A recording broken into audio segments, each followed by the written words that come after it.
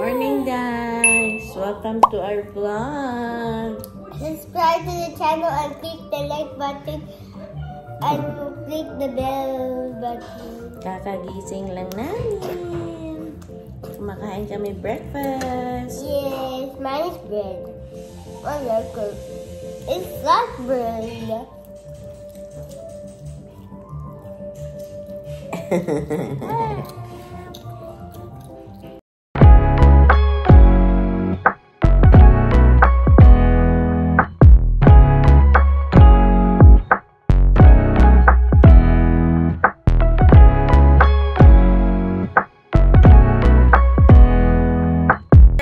Welcome again to our vlog. Pupunta kami ngayon ng city kasi mag-grocery ako saglit ng mga kailangan namin. Nagki-crave kami ni Daddy ng baked sushi, so kailangan ko ng mga ingredients and then uuwi din kami kaagad. No, kuya? Kami sayangs, guys. Sinandyan. Nakakamiss, may cropek pero $1.99. Wag na lang, next time. Bili ako ng sago. Bili ako nito. Wala na din akong bechin. Bili na tayo. Malaki sila ng munggo. Bili tayo ng munggo. Saluyot guys. Ang mahal naman, $4.99. Ang malunggay is $3.99. Magmalunggay na lang ako. Ito, ayan o. Apple juice. Ayan, kuha ka. One only. Put there. Slowly, ha? Slowly. Ang pugo. $5.99. Sandwich. Ito na lang. Ay, maasim yan eh. Tuna na lang. Ito dito, guys. Ang daming binibenta nila. Ng condense kasi naka-sale.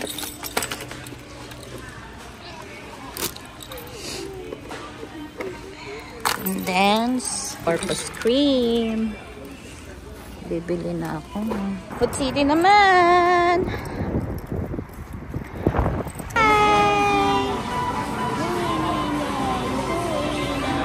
Guys, bahay na kami and naligpit ko na lahat ng mga napamili namin. And nagmadali na kasi kami kasi alas oras na, alas 4 na. Late na kami dumating. So ay magsasaing ako ng rice para magawa na ako ng baked sushi. So yeah.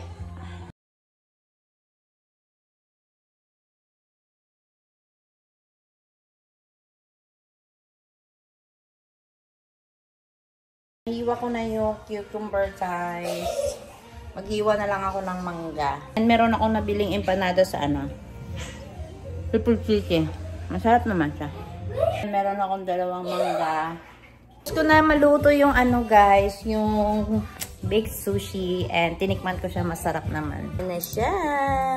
I'm just waiting for Daddy to come home. Tama ng panahon ngayon, guys. Makulimlim kami. Ayan madilim-dilim na. Kanina umambon na. Ito ako naman yung parang masama pakiramdam. Maisipon na ako, tapos medyo na yung lalamunan ko. Parang uubuhin na din ako. Kasi tapos na si Ethan, magaling na. Si Alicia may pakunti-kunting ngayon, sipon at saka ubo. Ayan, kumakain siya. Hello! Sasabihin daw si Ethan. Subscribe to the channel and click the like button. Click the bell. No, like the bell, yeah. Kumakain siya ng pandesal. Galing kasi kami ng Seafood City kanina. Bumili kami ng pandesal kasi yan yung breakfast niya sa umaga. And tomorrow kasi is plano ko na siyang papapasukin kasi pinaliguan ko na din naman ito nung nakaraang araw. So, yeah. Napakahirap talaga pag fall dito sa Canada. Hindi ko lang alam kung bakit ganito. Siguro nag-a-adjust na naman yung katawan namin kasi galing kami nung summer na sobrang init. Tapos ito na naman, pababa na naman yung temperature. Kaya karamihan ng mga bata nagkakasakit, yung mga tao nagkakasakit. Kaya napaka-importante talaga na uminom lagi ng tubig, vitamins, matulog ng sakto kasi mahirap magkasakit dito. Lalo na ako na may inaalagaan ako na bata tapos buntis pa ako. Kailangan hindi ako magkasakit. Guys, kwento ko lang no. Kasi nung kagabi, napag-usapan lang namin ni Daddy na iba din yung pakiramdam talaga na PR na kami dito sa Canada. Alam mo yung ang gaan na ng pakiramdam namin, wala na kaming ibang iniisip na mag-expire na naman yung permit natin, kailangan na natin mag-extend. Alam mo yung ganon, kasi nung time na ako open work at saka si husband is student pa lang is napakahirap talaga. Malaki din yung ginastos namin sa extensions, malaki yung mga binabayaran namin sa mga extension. Buti na lang at natapos na din. And ngayon is may ramdam na namin talaga na resident na kami dito sa Canada. Alam mo yun, dati na lagi namin sinasabi na alien lang kami dito sa Canada. Ganon. Ay, thank God talaga. Ayan, ang gaganda na ng mga halaman ko. Yung snake plant ko din. Ganda na. Ayaw ka papasukin ni Kuya. Inaaway siya ni Kuya niya. Nagbahay-bahay kasi Kuya niya doon. Ngayon siya umiiyak, nagsusumbong. Oo, papunta na naman siya doon.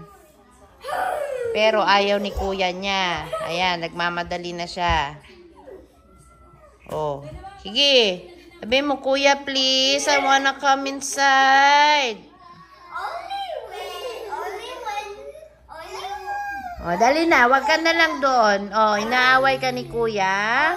Only when. Wow. Agay! Diyos ko. Only when you're. Sleep na lang tayo? Oo.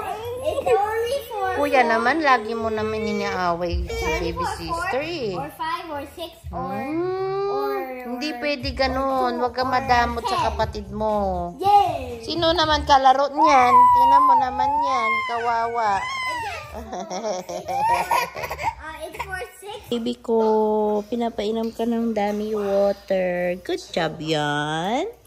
Good job yung baby namin. Drink a lot of water para gumaling na, no? Para galing-galing na baby ko. Ayun na, mangi-istorbo na naman siya. Saan ka punta, Ay, nagdadry na naman yung balat niya, guys, Pag malamig na kami, ganyan talaga. Kawawa sila.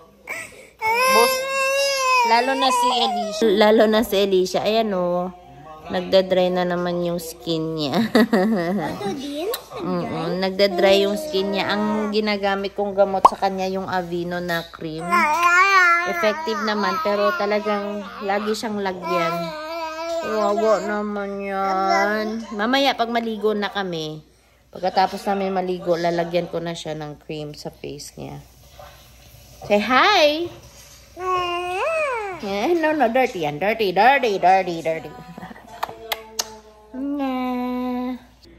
So, hi guys. Nandito ako sa taas. Sila nasa baba na natutulog na. Nakalimutan ko kasi uminom ng gamot sa ubo. Ito gamit namin. Inom lang ako ng gamot. Kasi inuubo ako at saka sinisipon. Hindi na ako nakapag-video kanina kasi gutom na si Daddy nung pagdating niya. Tapos na-busy din ako. Tapos masama din pakiramdam ko. Kaya hindi na ako nakapag-video kanina.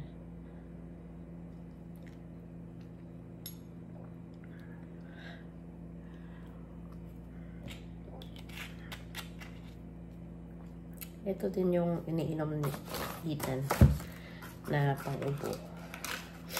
Masarap siya, para siyang menthol. Dala namin yan galing ng Philippines.